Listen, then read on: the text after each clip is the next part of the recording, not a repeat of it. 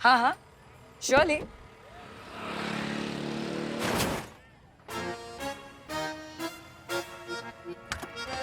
Dam, दिखाई नहीं देता, गाड़ी ठोक दी मेरी। इडियट। ऐसे मुंह खोल के क्या खड़े हो? क्या किया ये? सॉरी मैम, मैं उधर से आपकी स्माइल देखते हुए आ रहा था। आपकी स्माइल बहुत टुच्ची सी है। What? What did you say?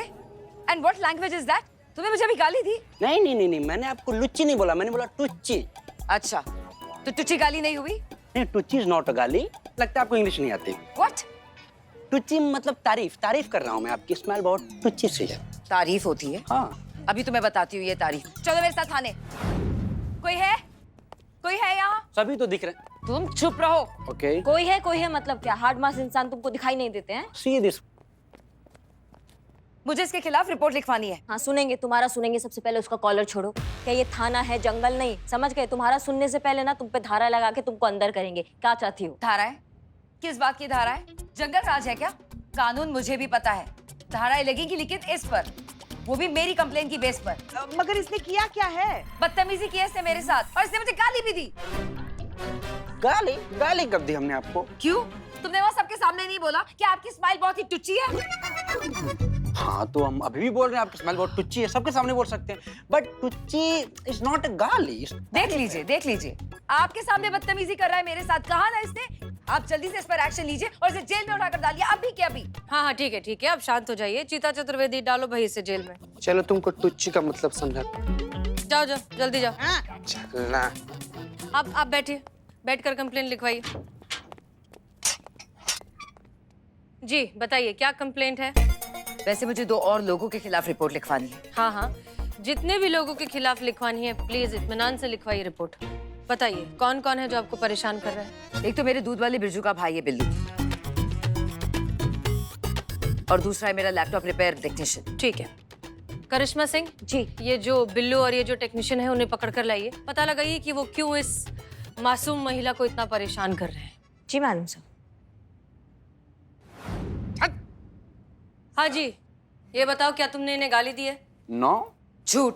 अभी तो आप सब लोगों के सामने इसने मुझसे कहा कि आपकी स्माइल बहुत ही टुच्ची है। आप ही बताइए, क्या ये गाली नहीं है? नो, टुच्ची गाली नहीं हुई। एक मिनट चीते, नोटपैड लाओ, और आपको जो भी समझाना ना वो आप लिख कर बताएंगे, बोल कर। ठीक है, दीजिए उनको नोटपैड दीजिए। बहुत हो गया अंग्रेजी। ले लिखो।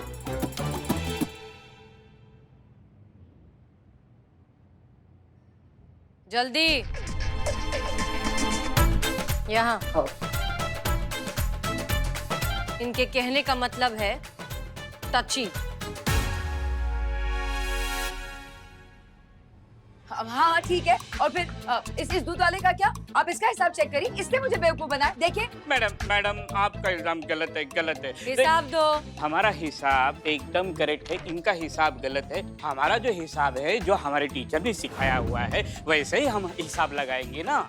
और ये टेक्नीशियन ये कहता है कि ये बहुत बड़े इंस्टीट्यूट से पढ़ा है, कभी कोई गलती कर ही नहीं सकता। ये तो हर किसी के नॉलेज पे क्वेश्चन मार्क लगा रही है। हमें भी बड़े इंस्टीट्यूट से बड़े टीचर से पढ़ाया है, हम भी इंजीनियर है। अरे तो पकड़िए इनके अनपढ़ टीचर्स को, जिन्होंने ये नमूने बनाए हैं, जो धरती पर बोझ किसी और कुछ भी नहीं है, और जो भी करेंगे बस लोगों का नुकसान ही करेंगे।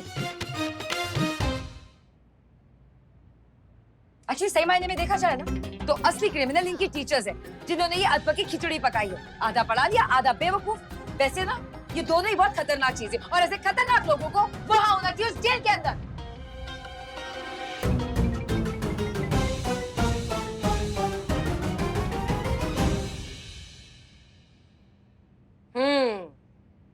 तो अब आपको शायद समझ में आ रहा है कि जब अनपढ़ गवार टीचर्स बच्चों को पढ़ाते हैं तो उसका नतीजा क्या होता है।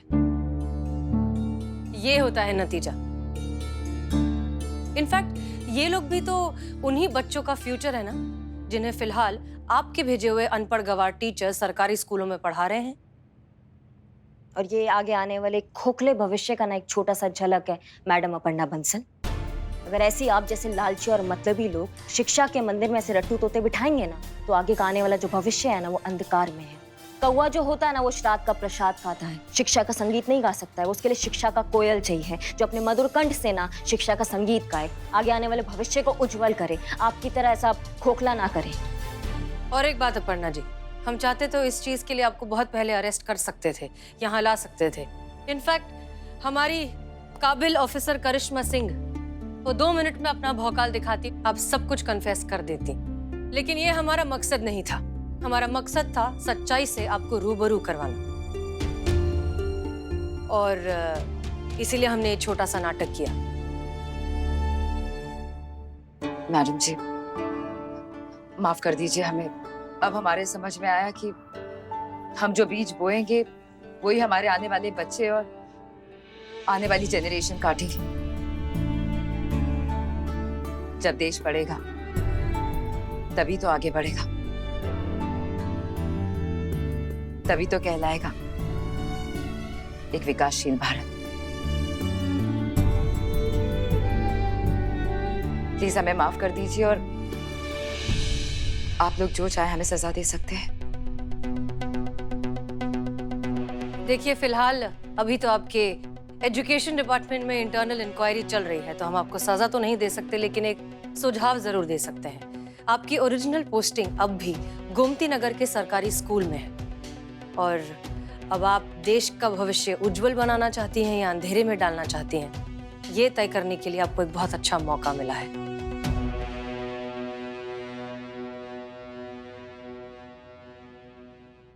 जी मैडम।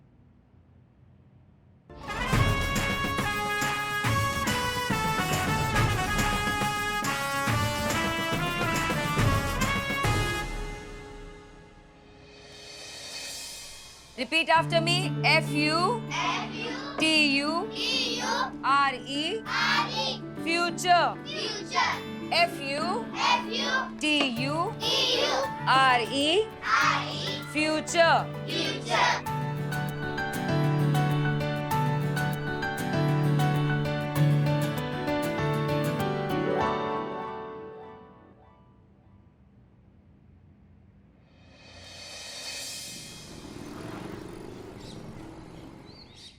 पुष्पा जी, आइए ना, बैठी बैठी बैठी बैठी। आप आइए ना, बैठिए ना, हमारे साथ खाना खाइए। हाँ हाँ, हमारा न्यूज़पेपर कहाँ है?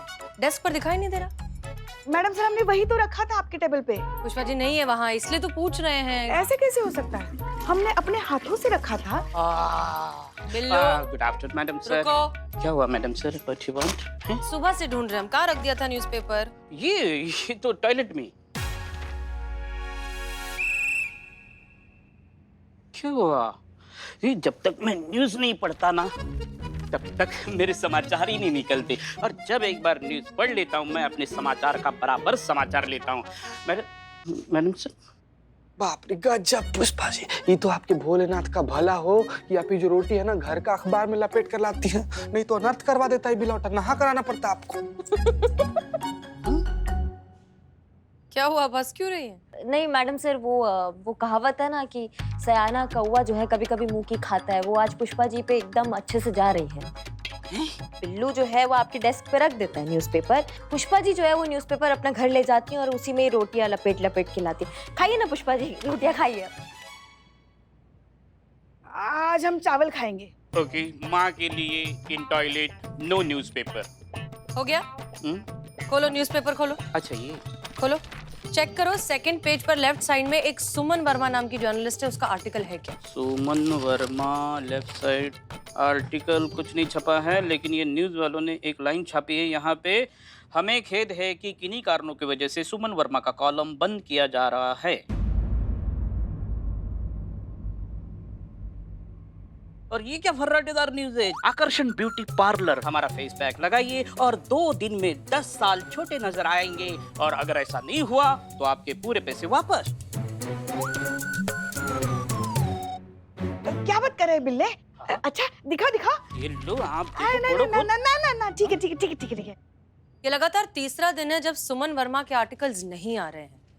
कहीं कुछ गड़बड़ तो नहीं है?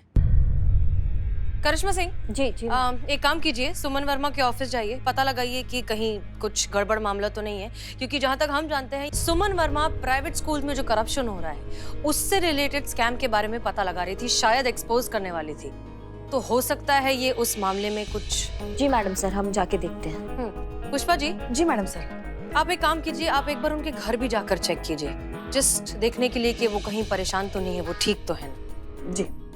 संतोष शर्मा, हाँ आप उनका सोशल मीडिया अकाउंट चेक कीजिए, क्योंकि वो बहुत टाइम से अपने सारे अकाउंट्स पर इनएक्टिव है। इनफैक्ट उनका लास्ट पोस्ट कुछ बहुत अजीब सा था कि औरत की इज्जत क्या है, क्या होती है ये इज्जत, कैसे आती है और कहाँ चली जाती है, ऐसा ही कुछ। तो पता लगाइए अगर ऑनलाइन कुछ इन्फॉर्मेशन मिलती है तो, क्योंकि जहाँ तक हमें लगता है ये सुमन वर्मा इतनी आसानी से चुप रहने वालों में से तो नहीं। पता लगाइए क्या पता चलता है। जी madam sir.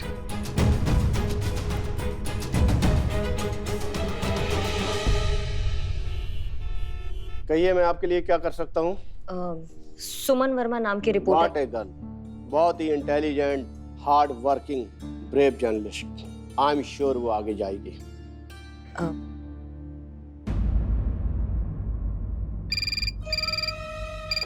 Yes sir. Sandra, अभी तक मेरे पर अपॉइंटमेंट की लिस्ट क्यों नहीं आई?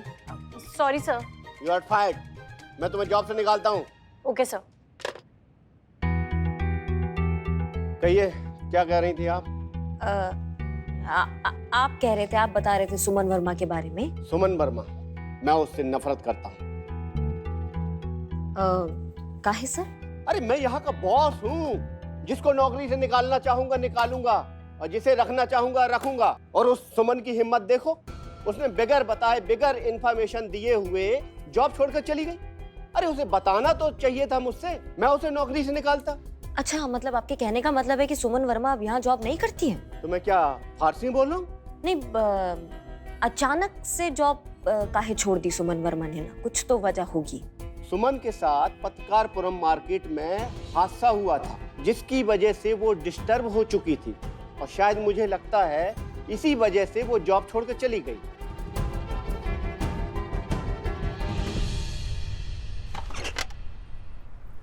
एक मिनट।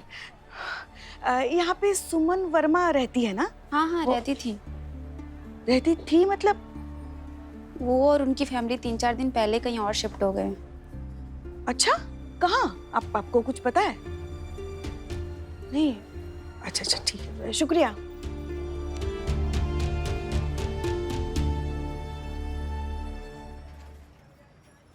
जय Hind madam sir. Madam sir, हम अभी सुमन वर्मा के घर के बाहर ही खड़े हैं, मगर यहाँ तो कोई नहीं है, ताला लगा हुआ है। हमने पड़ोसियों से भी पूछताछ की, मगर वो कह रहे हैं कि 3-4 दिन पहले अपने पूरे परिवार के साथ वो ये घर छोड़ के कहीं और शिफ्ट हो गई है। अब कहाँ शिफ्ट हो गई है ये तो किसी को पता नहीं है। अच्छा ठीक है, आप एक काम कीजिए, आप थाने वापस आइए। हमने करिश्मा सिंह से कहा था कि सुमन के ऑफिस में जाकर पता करें, हो सकता है उनके पास कोई इन्फॉर्मेशन हो। आप वापस आ जाइए।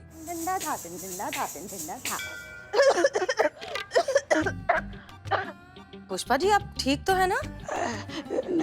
नहीं मैडम सर, लगता है हमें बुखार आ गया है। हमें चक्कर भी आ रहे हैं। हमारा पूरा बदन ना ऐसे लग रहा है जैसे हमारे पूरे बदन पे अंगारे जल रहे हैं। हमारी जान हलक में आ गई है मैडम सर। पुष्पा जी, आप क्या करिए, आप डॉक्टर के पास जाइए। हम भी यही सोच रहे हैं मैडम सर कि इससे पहले कि हमारी फाइनल छुट्टी हो जाए और हम लल्ला के पापा के पास और शिव जी के पास कैलाश पर्वत चले जाएं, हम आधे दिन की छुट्टी लेकर डॉक्टर को दिखा लेते हैं, है ना? पुष्पा जी, सब कुछ छोड़िए, पहले डॉक्टर के पास जाइए। इनफैक्ट हम भी आते हैं आपके साथ। नहीं। अरे नहीं मैडम सर, आप खामखा क्यों तकलीफ उठा रही है? ये तो मौसमी बुखार है, अपने संतू को हुआ है ना वैसा। हमें तो लगता है संतू ने ही हमें दिया होगा बुखार। अच्छा ठीक है, अब तो फिर हमें बताइए डॉक्टर क्या कहता है, ठीक है? हाँ, जरूर मैडम सर। जय हिंद मैडम सर। हाँ, जय हिंद, ध्यान रखिए। ये पुष्पा जी को भी वही इन्फेक्शन हो गया है जो संतू को हुआ है। माँ, भगवान माँ को ठीक कर। पुष्पा, नजर ना लगे हमारी अद्भुत अभिनय प्रतिभा को। अब हम जाएंगे ब्यूटी पार्लर और वहां लगवाएंगे वो फेस पैक और सीधा 20 साल पीछे। मैडम सर, आप इस सुमन वर्मा के बारे में बिल्कुल सही थी। मतलब थोड़े दिन पहले तक ही सारा सोशल मीडिया प्लेटफॉर्म पर ऐसे एक्टिव थी, लेकिन अभी सारा अकाउंट डीएक्टिवेटेड है, हर जगह से गायब नहीं। अच्छा, उसका मोबाइल नंबर मिला? नंबर तो मिल गया मैडम सर, लेकिन कोई फायदा नहीं हुआ। मतलब नंबर लग नहीं रहा है। हमको लग रहा है कि वो नंबर यूज नहीं कर रही है, दूसरा नंबर यूज कर रही है वो। Madam sir, one question raise in my mind. आपकी बातों से लग रहा है कि आप सुमन वर्मा को ठीक तरह से जानती नहीं हैं। लेकिन पहले हमें लगता था कि आप सुमन वर्मा को पर्सनली जानते हैं, इसीलिए उनके बारे में चिंतित है।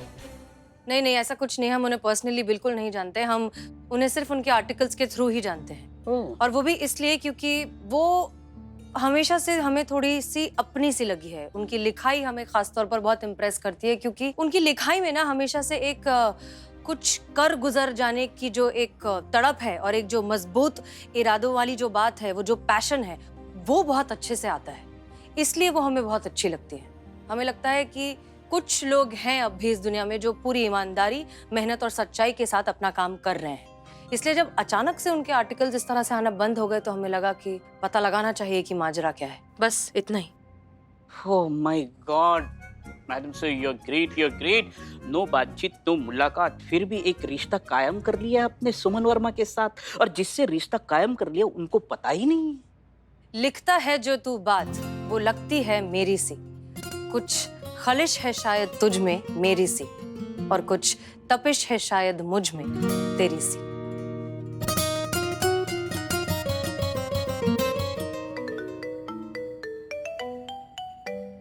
एक मिनट। हाँ करिश्मा सिंह। जय Hind madam sir. Madam sir, हम अभी अभी सुमन के ऑफिस से बाहर आए हैं। यहाँ कर पता चला है कि सुमन ने जो है वो जॉब छोड़ दिया मैडम सर। हाँ, यहाँ पूछताछ किया तो पता चला कि पत्रकारपुरम मार्केट में ना उनके साथ कुछ तो ऐसा हादसा हुआ है जिससे उनकी लाइफ में खलबली मच गया है। क्या? थोड़ा और पूछताछ किया तो उनके जो कलीग है उनसे बस इतना पता चल पाया कि आखिरी के दिनों में ना नौकरी के वो सिर्फ एक ही बात बोलती थी कि कुछ बुरा हुआ है उनके साथ, कुछ बुरा हुआ है, ऐसा ही बोलती थी। अच्छा ठीक है, आप एक काम कीजिए, आप पत्रकारपुरम जाइए और वहां जाकर ठीक से पता लगाइए कि आखिर सुमन के साथ हुआ क्या है। जी, क्योंकि हमने पुष्पा जी को सुमन के घर भी भेजा था, वहां से पता चला कि वो घर छोड़ चुकी हैं। उनका घर खाली है, कोई नहीं जानता फिलहाल कि वो कहाँ है और उनके साथ क्या हुआ है। अच्छा मैडम सर, आसार जो है ना वो बहुत गड़बड़ नजर आ रहे हैं। एकदम से जॉब छोड़ देना, घर छोड़ देना, जो भी जितना भी सोशल प्लेटफॉर्म होता है उससे आउट हो जाना, ये सामान्य लक्षण नजर नहीं आ रहे हैं मैडम सर। कुछ तो गड़बड़ हुआ है मैडम सर। ये हम जाते हैं पत्रकारपुरम मार्केट में और पता लगाते कहाँ हुआ है। ठीक है, आप कहे तो हम पुष्पा जी को साथ ले जाते, क्या एक बड़ा साथ में होगा तो। नहीं, आप पुष्पा जी को मत ले जाइए, हमने उन्हें घर भेजा है, उनकी तबीयत ठीक नहीं है। पुष्पा जी का तबीयत ठीक नहीं है मैडम सर? क्या हुआ पुष्पा जी को? ठीक क्या हो गया एकदम से? हाँ, वो फोन पर बहुत खांस रही थी, कह रही थी उन्हें बुखार भी आया हुआ है। तो हमने कहा कि आप पहले डॉक्टर के पास जाइए, फिर वहां से घर चले जाइए। मैडम सर, यकीन सच में उनका तबीयत ठीक नहीं है ना? मतलब हाँ श्योर है। मतलब आवाज से तो उनकी तबीयत नासाज लग रही थी। क्यों? नहीं मैडम सर, कुछ नहीं है। ठीक है, हम जाते हैं। ठीक है, जय हिंद।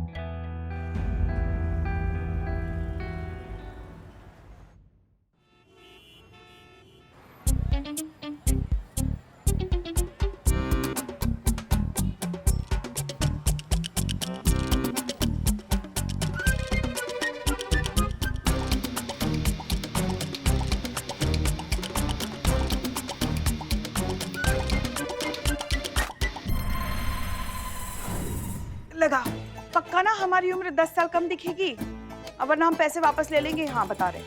कैसी हो पुष्पू? हाँ, अरे हम हैं नवाबू, मतलब नवाब साहब। हाँ, नवाब साहब, आप यहाँ क्या कर रही हैं? भाई ऊपर वाले ने तो आपको ऐसे तौबा चिकन बनाया है कि भाई ये सब चोचले करने की आपको क्या जरूरत पड़ गई? क्या नवाब साहब, आप भी ना। वैसे आप यहाँ कैसे? भाई हमारे यहाँ भी तो अखबार आता है और उसमें हमने इश्तिहार पढ़ा जिसमें ये लिखा हुआ था कि भाई एक ऐसा फेस पैक है जिसको लगाने से 10 साल उम्र पीछे हो जाती है। तो भाई हमने कहा चलो चल के देख लेते हैं कि इस दावे में कितनी सच्चाई है। सुनो, ध्यान रखना।